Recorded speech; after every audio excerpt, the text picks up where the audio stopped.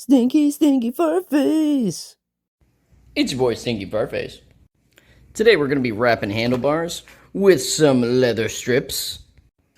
Alright, so every bike that I've ever had, I always wrap the handlebars with these leather strips that come with 3M tape on the back because it makes it significantly easier than if there was nothing sticky there.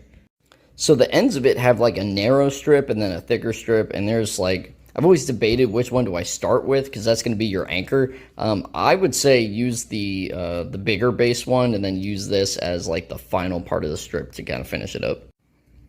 100%. Before you start peeling this and using it, I would try to wrap this as many times as you can to get a good understanding of how many times you need to wrap it and at what width you need to wrap it. Otherwise, you're going to be peeling it and that adhesive is going to be less and less sticky.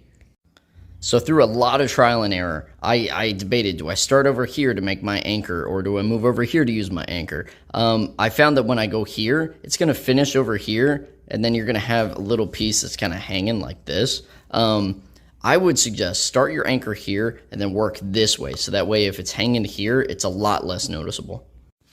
Also, something to keep in mind, with the little bit that's going to hang over, if you want it hanging toward you, then you're going to start your anchor facing this way. And if you want the end of it to face this way, like the end of that, then you need to start your anchor like this.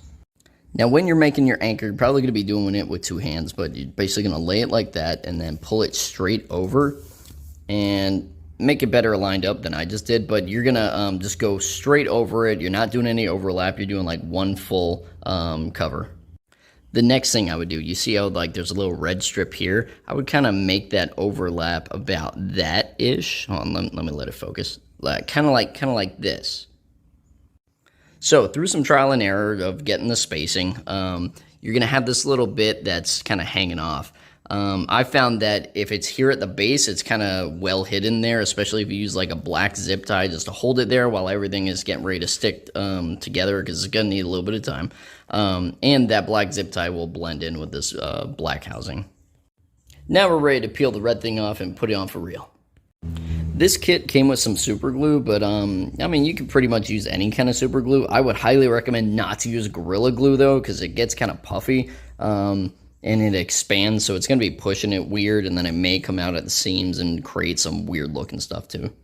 I tried to find some leather strips that match pretty well with my seat, and I think that's a pretty good match. Alright, once you got that all wrapped up, I like to take a black zip tie, and then I'll zip it around like this. Again, it's just to hold in all the straps so it doesn't like uncoil itself, so the 3M tape has a chance to like really be adhesive. Then right here, we're just going to do a little bit of snippy snips. Shabam! So it's going to end up looking like this, and again, the zip tie is just temporary. Now we're going to do what we did there. Take this and do it on this side. Shabla! Alright, I feel like these handlebar colors are a good match for the seat now. I hope this was useful in case you were thinking about doing that to your handlebars.